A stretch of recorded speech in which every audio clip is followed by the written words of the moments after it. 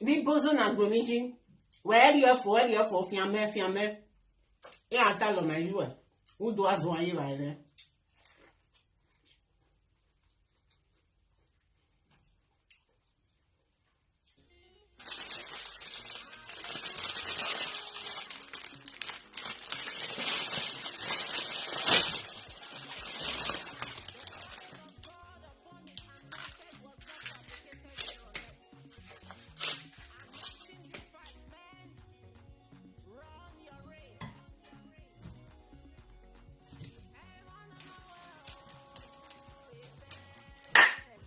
Hello, beautiful and amazing pathfinders. It's your girl here again, Frida, and I welcome you all to today's video, fam. How are you all doing? I hope you all are doing well. From the title of this video, I know you already have a hint of what today's video is going to be like. Yes, it's a mukbang video, and it's going to be in Edo language, my dialect, all right? So please pardon me. If you know you are not from Edo, please pardon me, okay? Because I'm going to be doing this in Edo language, because I haven't seen any. And maybe along the line, it depends on how this thing is getting down, all right? In my system. Along the line, I might just be doing a kind of Edo language TIK TOK alongside with it. So pardon me, pardon me.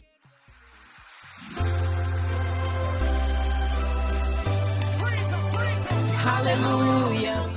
If you domene waire, if you domene mose. If you domeneri hwe, wabota, wabowie, wabavan. Zave keke no wakeriri ige kpetin na.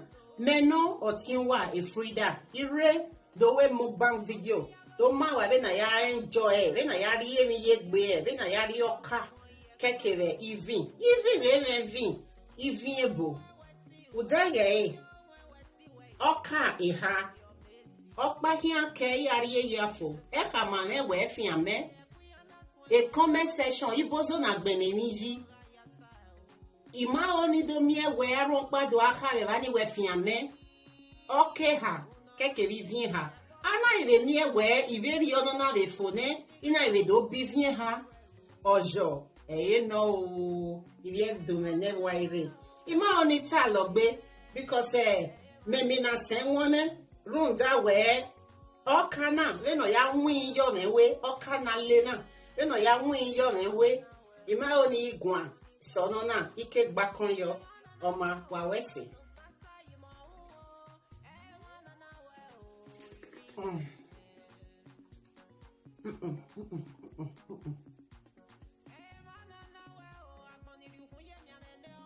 iri emi magbe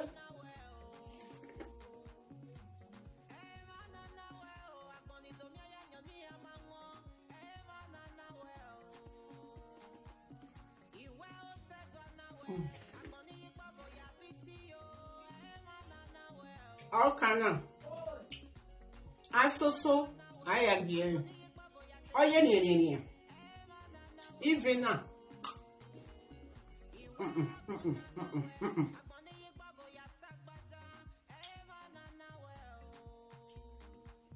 na ha mama aha ke no dan won ye beta yo go me dan won ya do we wa do we ule when ya le ba pason gina re wa ile o divin o gbe o da won le wa en we iri emi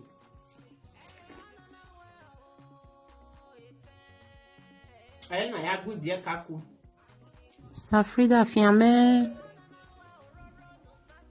iwe no fiame fiame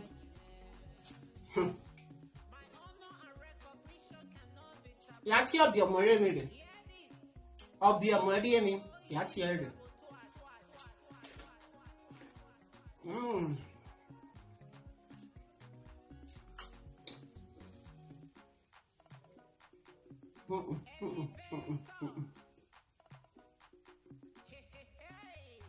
Ọ̀nà bẹ́ẹ̀ ni gbé bọ́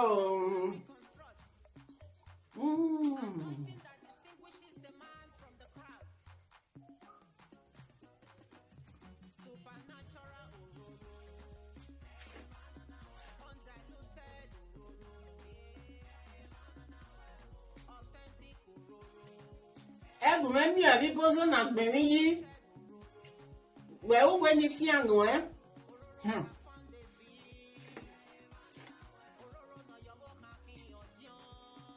Na do mi do ata lo ma ra bi joe. Buzo an ye ba ere.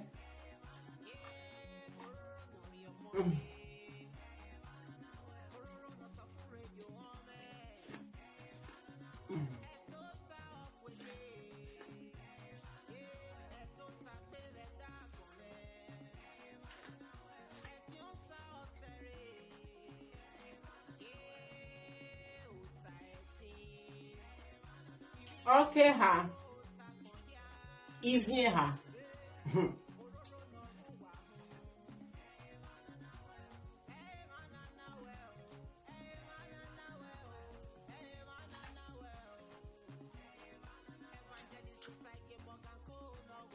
Ibe mana bevie ha bona. Iye we bele kuro.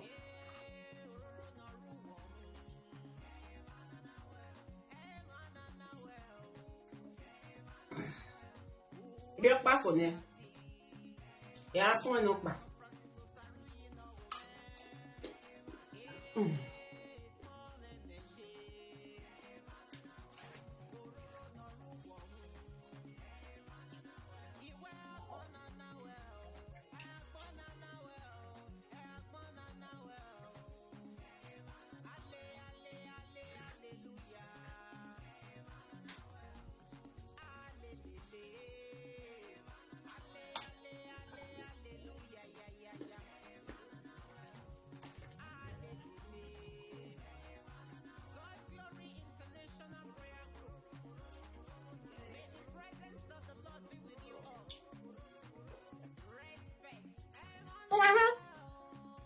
Ni bozo na gbemi ji. Where you for fiame. Ya ta lo me yu e. Wo do azwan yi la re.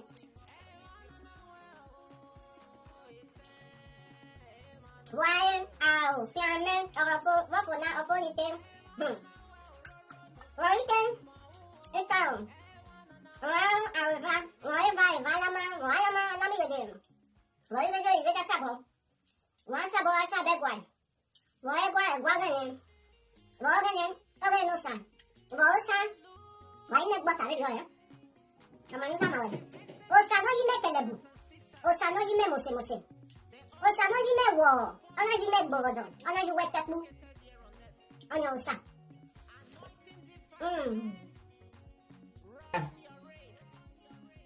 Ihu anu hongo domiomi. Mu wepe ti ure nana. Meno. Otun eye Frida oswe.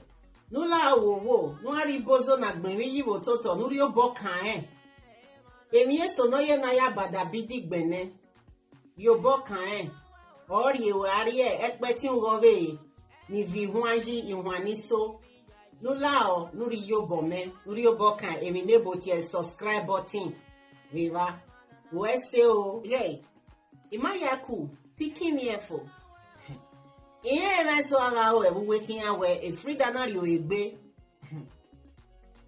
Igo we ya don. Ego me ho. Ogia ma mi e ni Jesu wa ya we se o wa na expecting we na do su for me. Wa we se. Oh my God.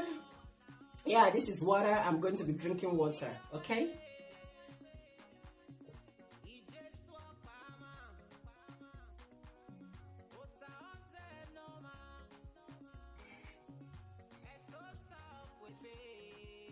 Thank you all so much for watching. Yes, fam, the music you're hearing from the background, all right, is by me. Okay, please, in the description area and in the comment section, please do so well to hit on the link, all right, to my music channel, and please support your girl. Subscribe to my music channel, okay, and listen to the music in that channel. And by the special grace of God, we are going to be having more to listen to, okay? Thank you all so much. I really appreciate each and every one of you. If you don't know mose, if you don't know why I say or why say, Ogia mami ni Jesu. Why I say, you wanna re expecting we na do su for me. Emi no ma eri fo wo bu wa re ni Jesu Christi. Ise